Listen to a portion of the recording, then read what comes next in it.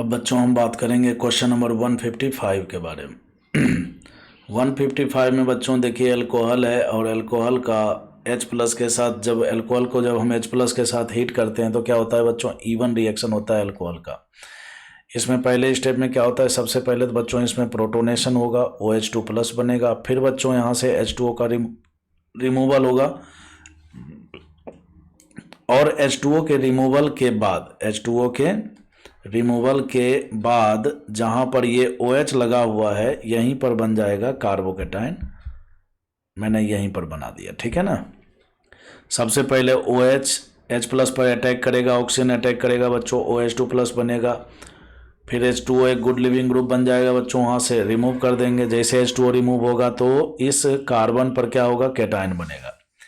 अब जैसा कि हम लोग जानते हैं कि जब जब भी कार्बोकेटाइन बनता है तो उसमें रीअरेंजमेंट होता है। तो बच्चों रीअरेंजमेंट भी बहुत प्रकार के होते हैं, उसमें से एक रीअरेंजमेंट होता है रिंग एक्सपेंशन। रिंग एक्सपेंशन में क्या होता है, जब भी पॉजिटिव चार्ज रिंग के ठीक बाहर वाले कार्बन पर प्रेजेंट होता है तो रिंग एक्सपेंशन होता है। रिंग एक्सपेंशन में क्या होता है बच्चों, है ना, तो 5 मेंबर रिंग 6 मेंबर रिंग में कन्वर्ट होता है। इसके लिए हमें नंबरिंग करना होगा 1 2 3 4 5 और ये बच्चों 6, जिसमें से ये वाला बोन हम क्या करेंगे, तोड़ देंगे, ठीक है ना।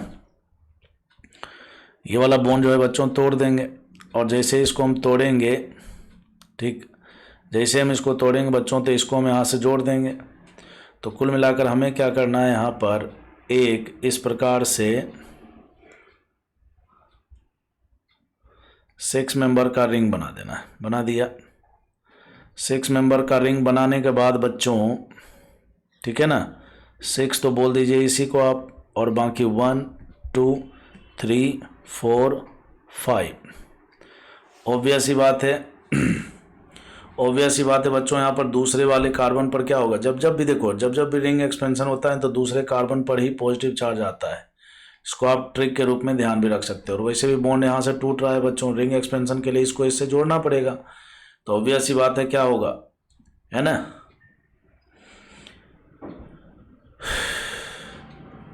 दूसरे वाले कार्बन पर क्या आएगा बच्चों, पॉजिटिव चार्ज आएगा। आ गया। अब जैसा कि आपको पता है कि H प्लस के साथ जब हीट किया हुआ होता है, H प्लस के साथ जब हीट किया हुआ होता है तो बच्चों क्या होता है इसमें, है ना, इवन रिएक्शन से एल्कीन का फॉर्मेशन होता है। बोले तो जिस कार्बन पर पॉजिटिव चार्ज है वो अल्फा हो गया, उसके आजू बाजू वाला बीटा हो गया, ठीक है ना। तो अगर मैं इस अल्फा बीटा के बीच में डबल बॉन्ड बना दूं, अगर मैं इस अल्फा बीटा के बीच में डबल बॉन्ड यहाँ पर बना दूं बच्चों, तो देखो यहाँ पर जो ये एल्कीन बन रहा है ये रेजोनेंस स्टेबल एल्कीन है। और ऑब्वियस ही बात है सेट जेप एल्कीन मतलब मोस्ट स्टेबल एल्कीन ही मेजर प्रोडक्ट होता है। तो ये हो गया हमारा ए। अब उसके बाद क्या करें, अब उसके बाद बच्चों अगले स्टेप में देखिए यहाँ पर दिया हुआ है फिर से H प्लस दिया हुआ है, एसिडिक मीडियम है और अल्कोहल के साथ रिएक्शन है। तो एल्कीन का H प्लस के ऊपर क्या हो जाएगा, अटैक होगा। जैसे एल्कीन H प्लस के ऊपर अटैक करेगा बच्चों तो फिर से वही बात, मार्कोनी रूल लगेगा। मार्कोनी रूल के अकॉर्डिंग जो है स्टेबल कैटायन बनना चाहिए और हाइड्रोजन यहाँ पर जुड़ जाएगा, ठीक है। और जहाँ पर कैटायन बना है वहीं पर अल्कोहल का अटैक हो जाएगा। कैसे, न्यूक्लियोफाइल के रूप में होगा बच्चों। और न्यूक्लियोफाइल के रूप में अटैक होगा तो जो अटैक करता है, जिस पर अटैक करता है उसके बीच में बॉन्ड बनता है। तो उस हिसाब से बच्चों ऑप्शन नंबर 20 का करेक्ट आंसर हो जाएगा। अब आपके दिमाग में आएगा सर इसके पास H भी तो है, तो बच्चों ऑक्सीजन जब अटैक करेगा तो उसके ऊपर पॉजिटिव चार्ज आएगा और फिर वो न्यूट्रल करने के लिए वहाँ से H प्लस को हम क्या करेंगे, रिमूव कर देंगे। बोले तो H प्लस इस रिएक्शन में क्या है, एक कैटलिस्ट की भूमिका में, ठीक है ना। तो फाइनली इसका करेक्ट आंसर बी हो जाएगा। अब बच्चों क्वेश्चन नंबर 156 में कहता है which of the following compound gives same carbocation on ionization. बच्चों आयोनाइजेशन का मतलब यह है कि हमें क्या करना है, बॉन्ड को ब्रेक करने हैं आयंस के रूप में।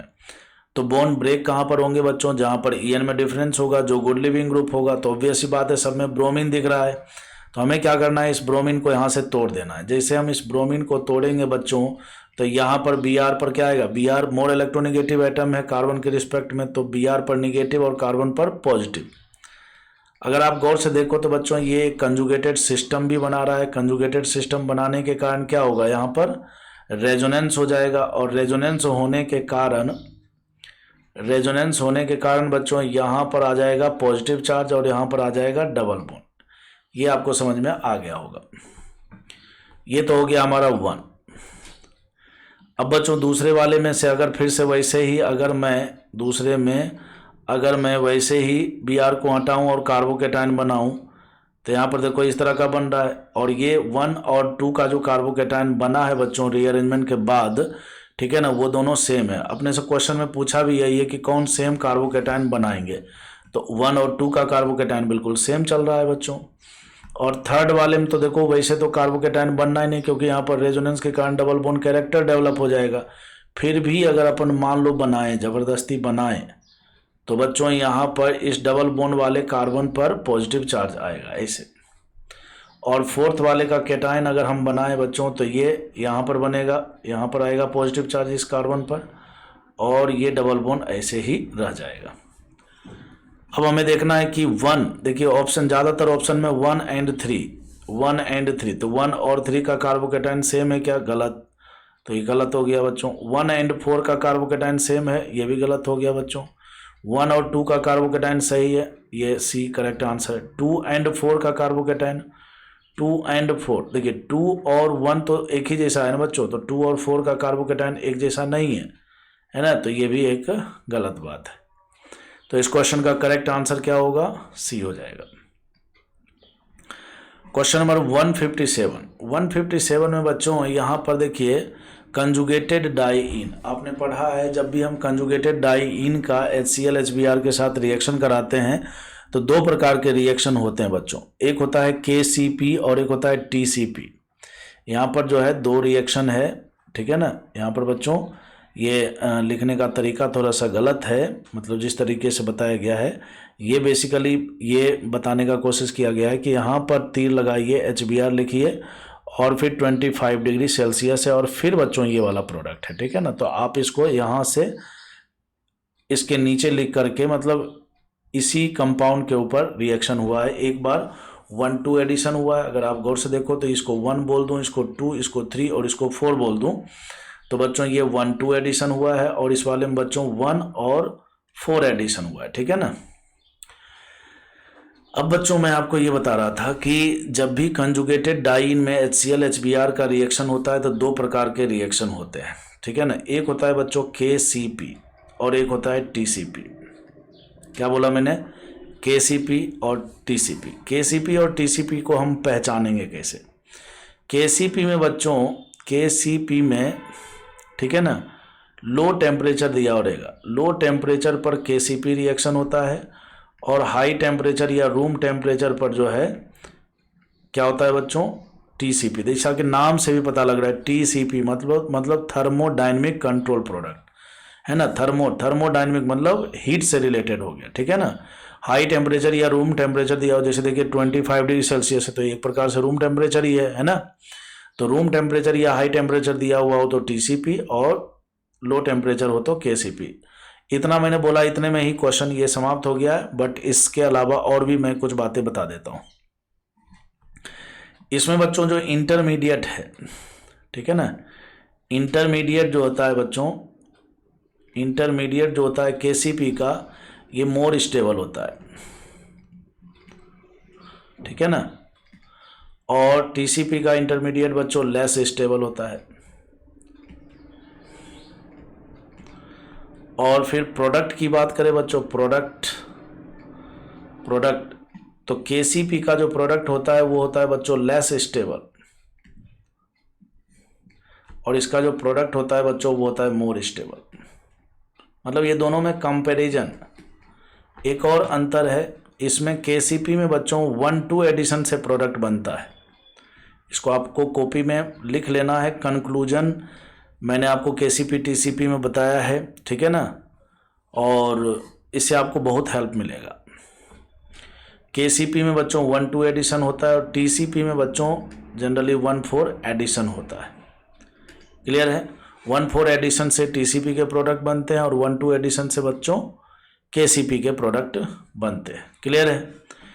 देखिए KCP और TCP को कैसे आप, सबसे पहली बात तो KCP और TCP होता कहाँ है?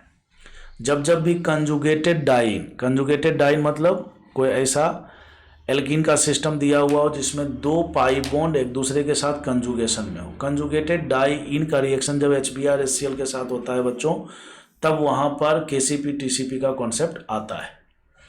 KCP और TCP को पहचानेंगे कैसे, तो लो टेम्परेचर लिखा रहेगा या डायरेक्ट जैसे 0 डिग्री सेल्सियस लिखा हुआ है तो लो टेम्परेचर ही है ना बच्चों। तो लो टेम्परेचर पर KCP रिएक्शन होता है और हाई टेम्परेचर या रूम टेम्परेचर पर TCP रिएक्शन होता है। ये भी बात आप ध्यान रख लोगे। फिर उसके बाद बच्चों एक बात मैंने आपको ये बताया कि KCP में क्या होता है, इंटरमीडिएट जो होता है, इंटरमीडिएट वो होता है बच्चों मोर स्टेबल। तो देखिए यहाँ से इस एल्कीन का H+ के ऊपर अटैक हो जाएगा। जैसे इस एल्कीन का H+ के ऊपर अटैक होगा ना बच्चों, तो मार्कोनी रूल से यहाँ पर बनेगा कैटायन और यहाँ पर बनेगा CH3, मतलब यहाँ पर हाइड्रोजन जुड़ जाएगा यहाँ पर, ठीक है ना। फिर बच्चों जैसा कि आप देख रहे हो ये एक कंजुगेशन सिस्टम बना रहा है, पाई सिग्मा पॉजिटिव, तो यहाँ पर रेजोनेंस होने की पूरी संभावना है। तो जैसे यहाँ पर रेजोनेंस होगा तो CH2 पर पॉजिटिव चार्ज, फिर बच्चों CH डबल बॉन्ड CH और फिर बच्चों CH3। ये चीज़ समझ में आया क्या आपको? अब अगर आप गौर से देखो बच्चों, तो रेजोनेंस यहाँ भी हो रहा है, रेजोनेंस यहाँ भी हो रहा है, ठीक है ना। दोनों भाई ये भी इंटरमीडिएट है और ये भी एक इंटरमीडिएट है।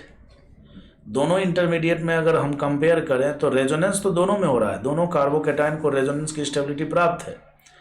इस कार्बोकैटायन को यहाँ के 3 अल्फा H के साथ हाइपर कंजुगेशन करने का भी मौका मिल रहा है कि नहीं। जबकि इस वाले कार्बोकैटायन में देखिए केवल रेजोनेंस हो रहा है। बोलो सर यहाँ पर भी तो अल्फा H है। बच्चों ये इसके साथ है, एल्कीन के साथ है, ठीक है ना। यहाँ पर कार्बोकैटायन को डायरेक्ट स्टेबिलिटी मिल रहा है इस अल्फा H के द्वारा। क्लियर? एक कारण। दूसरा कारण बच्चों ये देखो 1 डिग्री का कार्बोकैटायन है, ये बच्चों 2 डिग्री का कार्बोकैटायन है, ठीक है ना। तो इस हिसाब से भी हम देख सकते हैं। कुल मिलाकर बात यह है कि जब हमने 1-2 एडिशन किया, ठीक है ना, जब हमने 1-2 एडिशन किया मतलब पहले वाले पर इलेक्ट्रोफाइल को जोड़ा और दूसरे पर कैटायन को बनाया, ठीक है ना। भाई कैटायन बना तो यहीं पर अब क्या होगा, Br-, देखो एक बार जब मैं Br- का अटैक यहाँ पर करा दूंगा तो 1-2 एडिशन हो गया ना, और एक बार मैं Br- का अटैक यहाँ पर करा दूंगा तो क्या हो जाएगा, 1-4 एडिशन हो जाएगा। 1-4 एडिशन, 1-2 एडिशन आपको समझ में आ तो रहा है ना। ये देखो 1-2 1-4 एडिशन साफ साफ दिख रहा है, ठीक है ना। 1 पर तो हाइड्रोजन देखिए दोनों केस में दिख ही रहा है, और इसमें ब्रोमीन अगर दूसरे पर जुड़ जाए तो 1-2 एडिशन, और इसमें चौथे पर जुड़ जाए तो 1-4 एडिशन। क्लियर है?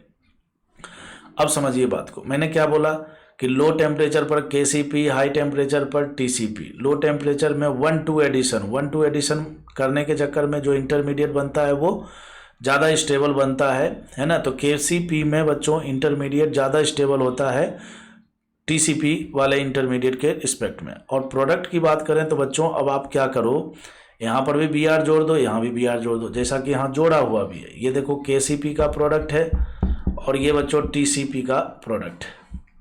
तो है तो दोनों के दोनों एल्कीन ही, और एल्कीन की स्टेबिलिटी हम किससे डिसाइड करते हैं, अल्फा H से डिसाइड करते हैं। तो यहाँ पर बच्चों इस एल्कीन में अल्फा H की संख्या कितनी है, देखो आप 1 है, जबकि इस एल्कीन में देखो आप अल्फा H की संख्या 3 इधर और 2 इधर। अल्फा H यहाँ पर बच्चों कितने हैं, 5 है, और यहाँ पर अल्फा H कितने हैं बच्चों, यहाँ पर अल्फा H है 1।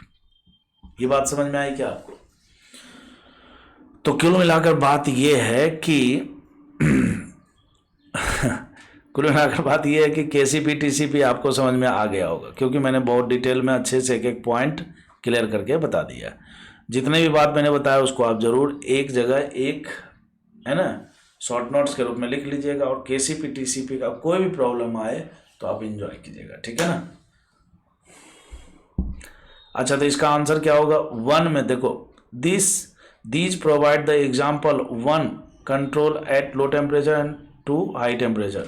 तो 1 वाला बच्चों KCP काइनेटिक और 2 वाला थर्मोडायनेमिक। तो ए इसका करेक्ट आंसर हो जाएगा। कभी कभी लगता है कि ज़्यादा समझा दिया, लेकिन समझाना तो पड़ता ही है बच्चों। नहीं समझाएंगे तो आपके कॉन्सेप्ट क्लियर कैसे होंगे, ठीक है ना। वैसे आपको समझ में आया कि नहीं आया, कमेंट करके ज़रूर बताइएगा, ठीक है ना, KCP TCP के बारे में।